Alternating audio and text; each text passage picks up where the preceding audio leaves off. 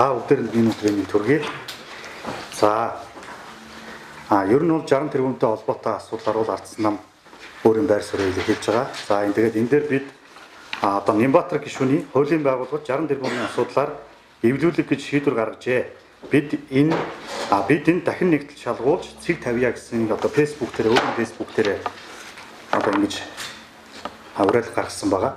Бид энийг хүлээн авч энэ уриалга дээр манай Ардсан намаас хуулийн нэлтийн байгууллагуудаар дахин 60 тэрбум асуудал дээр одоо цэг тавья гэдэг байдлаасаа хуулимал дахин шалгуулах хүсэлтэй болж байна.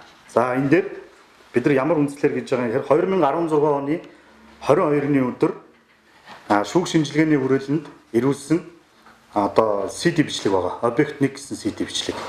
За энэ бичлэг дээр гарсан дүгнэлт бол эвлүүлэг буюу монтаж хийгдээгүй байна.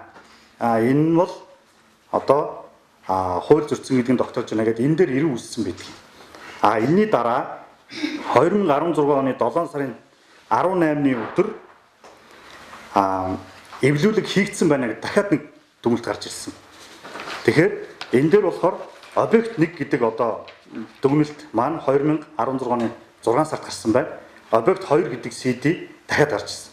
Жишээ нь одоо жишээ авах юм бол би хүнд гэмтэлтэй байлаа гэж бодоход миний авсан гэмтэлтээр үүссэн хэрэг дээр надаас давтан шинжилгээ авахгүйгээр объект 2 гэдэг CD-гээр шинжилгээ хийгээд одоо тусдаа өөр хин нэгэн иргэнээр шинжилгээ хийгээд энэ хүн гэмтээгүй байна гэсэн дүгнэлт гаргаад тэр хэрэгээр нь тэр одоо дүгнэлтээр нь энэ хэргийг хэрэгсэхгүй болгосон байдаг юм.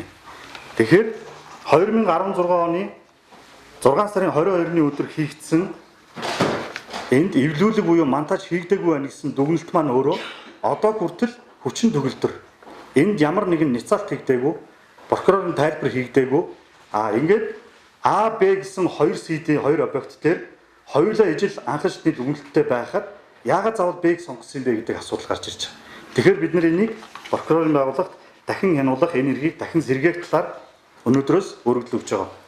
За үүнтэй зэрэгцээгээр 7 сарын 17-ны өдөр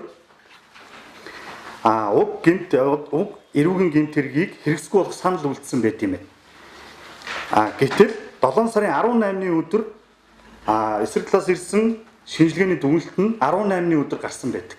Шинжилгээний дүгнэлт гараагүй байхад яагаад 17-ны өдөр хэрэгсгүй болох саналыг үйлдвэ гэдэг асуудал байна. За энэс давхар процессын алдаа байж магадгүй үзэж байна. За энэс гадна 3 минутын бичлэг дээр хуулийн нэлтийн байгууллагаас дүгнэлт гараад энэ нь өөрөө эвлүүлэг байна гэж дүгнэлт гараад хэрэгсгүй болгоцсон байхад яагаад энэгээр улс төрийн шоу хийгээд байгаа юм бэ гэдэг одоо тайлбар мэдээллийг Монгол Ардын намынхан байна хийж байгаа. Тэгэхээр энэ 3 минутын асуудал бол тусдаа асуудал юм аа. Энэ 60 тэрбумын асуудал тусдаа. Өчигдөр манай Ардсан намын их хурлын бүлгээс ажлын хэсэг гарсан байгаа. Тагнуул болон авилгатай тэмцэх газар цагдаа хөрөгийн газарсан ажлын хэсэгт 90 минутын бичлэгийг давтан биш анх удаага шүүхийн шинжилгээний хүрээлэнд өгье. Яагаад 90 минутын бичлэгийг шинжилгээний хүрээлэнд өгөхгүй удаашруулж байгаа дээр бид нар бас гайхаж байна. Тэгэхээр Монгол Ардын намаас цэг тавья гэдэг энэ саналыг бид хүлээн аваад Ардын намыг уриалаад 90 минутын бичлэг дээр ард түмнийг талцуулаад байгаа ард түмнийг хоёр хуваагдуулаад байгаа энэ дээр хамтраад 90 минутын бичлэг дээр дүгнэлт хийлгье. Энийг мөн олон улсын шинжилгээний байгууллагад хандъя гэсэн мэдээллийг хүргэж байна.